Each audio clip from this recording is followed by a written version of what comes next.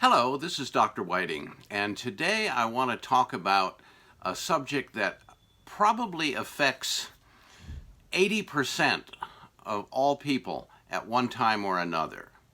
And those odds continue to grow as we grow older, and that's digestive disturbances. Of all of the non-serious conditions, digestive disturbances is probably the number one. And the reason for that is several-fold, and we will be discussing those reasons shortly. But just go into any pharmacy and go to the digestive aids aisle, and you will find row after row after row of digestive supposedly solutions, from chalky tablets to sticky liquids to everything in between. And the main reason why we have all of this digestive issues, which tend to increase with age, is because of the standard industrialized diet. It is full of concentrated refined carbohydrates. And if you're going to eat those things, you need to consume them by themselves. But we rarely do. They're part of a meal, they're part of lunch or dinner, even breakfast. And because of that, it sets up a scenario for all the digestive disturbances that most humans experience. But let's take a look first, before we jump too far ahead. Let's take a look at how the digestive system works, because I think that is essential for you to understand the origin of almost all digestive disturbances. And we're talking about heartburn, indigestion, gas, bloating, acid reflux, and now the current buzzword is GERD, G-E-R-D. And GERD stands for gastroesophageal reflux, which is nothing more than a fancy name for acid reflux. And I'm going to show you why all those things occur and what you can do about it. So let us begin with a discussion of the digestive system. Your digestive system begins in the mouth, in the oral cavity. Your saliva contains an enzyme called ptyalin. Ptyalin's job is to break down, or to begin to break down, starchy foods. So almost all carbohydrates.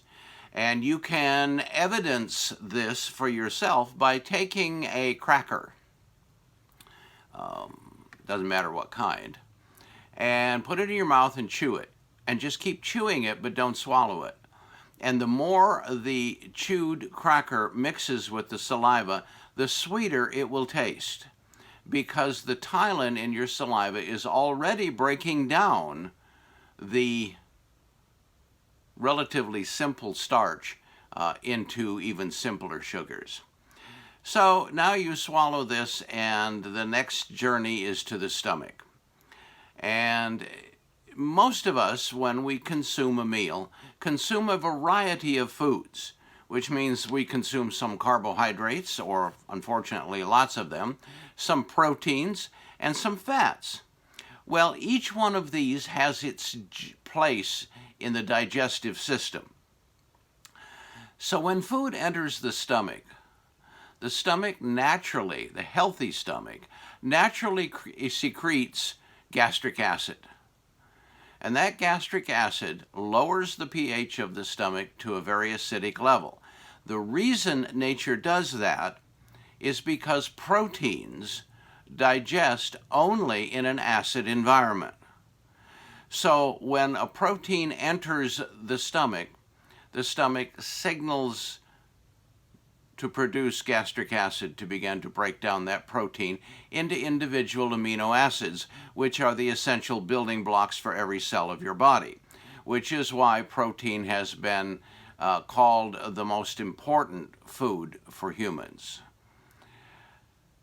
Now, let's say you had some carbohydrate. You had a baked potato, or you had a sandwich, with bread and meat and cheese. So now you've got carbohydrates in the stomach together with the protein. To make matters worse, let's say you're a dessert fan, and after that meal, you decide to have some pie with ice cream. Now you've got high concentrations of carbohydrates and sugars in the stomach with the protein. But since nature knows that protein is more important than any other food, it's going to go to work to create the chemistry to digest the protein first, which is increase the acid, decrease the pH in the stomach. When this occurs, carbohydrates, which are in the stomach together with the protein, cannot be broken down and digested because they digest only in an alkaline environment, which occurs in the small intestine. But because protein is of first importance, the body will retain the contents of the stomach until the protein is sufficiently broken down and digested. This allows for the carbohydrates and sugars to start to ferment at 100 degrees body temperature and form gases. And that starts the process of gassing, belching, burping, bloating that oftentimes we experience. If that becomes significantly annoying, it can result in more aggressive forms of indigestion, such as heartburn and acid reflux, and even GERD. And so, in an attempt to resolve this problem and alleviate our discomfort, we reach for one of these chalky tablets or capsules or liquids or suspensions or whatever. There's hundreds of them, it seems, out there. And we take a big old double dose of that, and in about 15 or 20 minutes, the relief. All the bloating, the belching, the burping, and etc. is gone, because those things neutralize all the stomach acid. Now think about that. Proteins digest only in an acid environment. You've just taken something to destroy all of the acid in your stomach. What's going to happen? Very simple. When the acid is neutralized in the stomach, either naturally or forcibly by some nasty preparation, a little door at the bottom of your stomach, it's called the pyloric valve, it opens and dumps the entire contents of the stomach down into the small intestine. Because nature thinks when the acid is neutralized that the protein has been digested. But when you use these nasty artificial means of acid destruction, it's very likely that the protein has not been fully digested. Now, down into the small intestine, the carbohydrates, the sugar, the starches, the bread, the potatoes, the pasta, the pie, and the ice cream can all begin to be digested because the pH of your small intestine is very alkaline. However, if the protein wasn't fully broken down before you neutralized the acid and dumped the protein together with everything else into the small intestine, the protein can no longer be broken down efficiently, and it begins to ferment. So by using these antacids in various forms, you create a digestive situation where you exchange upper intestinal gas for lower intestinal gas, which is socially less acceptable. But you still have the problem. And the problems get more significant and they get more severe. Overuse of antacids, thus preventing protein breakdown, causes premature aging, especially of the skin. It causes a breakdown of collagen protein, which is the beauty protein below the skin, as well as in connective tissue. And since most minerals are absorbed only in an acid environment, it can create mineral deficiencies throughout the body. And yet people run for those things like crazy. And in essence, by doing that repeatedly, you diminish the stomach's ability to produce adequate stomach acid, at which point you become addicted to the antacids in order to get relief. And the more you use them, the greater you create the problem. The greater the problem, the more protein deficient and mineral deficient your body becomes.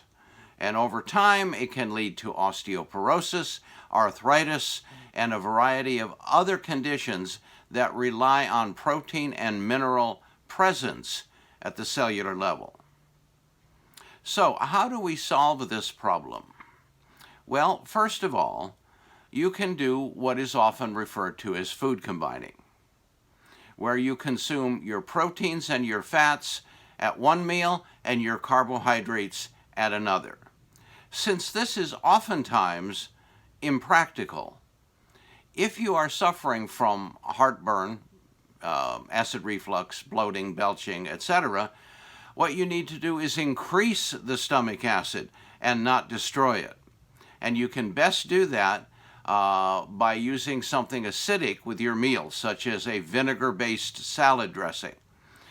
You can also utilize digestive enzyme formulas that contain both whole enzymes and enzyme precursor agents, which help to stimulate the acid production in the body. Because when you get the acid reflux and you get that burning, nasty juice that runs up your throat, that is caused by a lack of stomach acid, not by too much. Because if you had adequate stomach acid, you wouldn't have the reflux problem to begin with, because the food wouldn't be fermenting in your stomach. So the key is exactly the opposite of what we've been taught to do. Rather than destroy the stomach acid, you increase the stomach acid with acid foods and with a good digestive, multi-purpose, broad-spectrum digestive support formula. Now let's look at the lower digestive system. Now we're down into the colon. If the colon does not contain adequate beneficial bacteria, then we have another problem. Not only will we have lower intestinal gas, but we will have intestinal bloating, cramping, and oftentimes bowel disturbances that can run the range from constipation one time to diarrhea the next time. And the most common cause for this, although there are several, but the most common cause for this is a lack of beneficial bacteria. Because most of the food that we consume has been baked, cooked, beaten, juiced, fried, or otherwise damaged and adulterated to the point where there's no living bacteria in our food anymore. And so we're basically consuming a diet of dead, lifeless foods, and the colon, or the large intestine, has nothing that it can use to manufacture beneficial bacteria.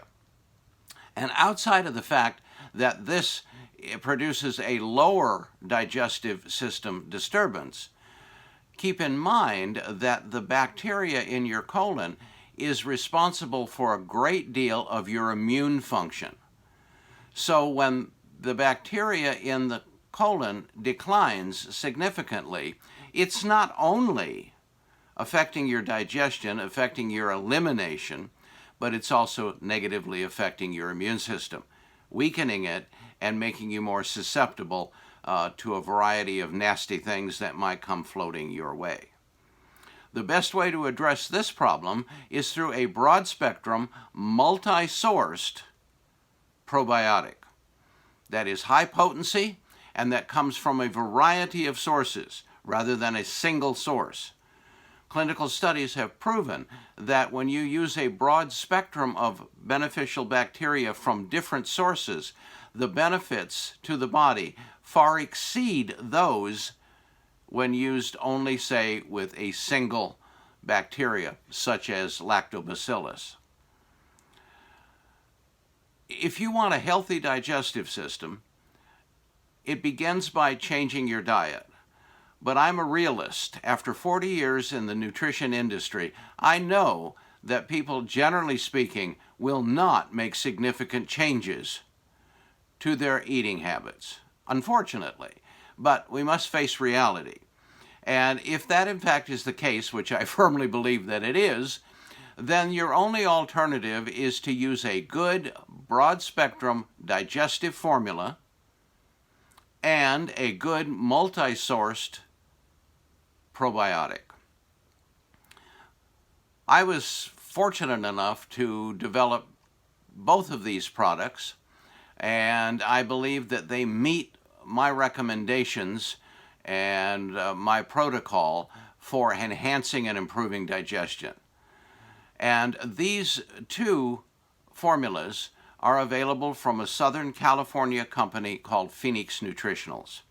You can visit them at phoenixvitamins.com and see their digestive support formula as well as their best probiotic formula. Both of them include the widest spectrum of support currently available to nutritional science. You don't need to suffer from constant digestive disturbances, which over time can lead to a whole host of essential nutrient deficiencies inside of your body. An over-alkaline system, quite to the contrary of the latest fads of alkalize,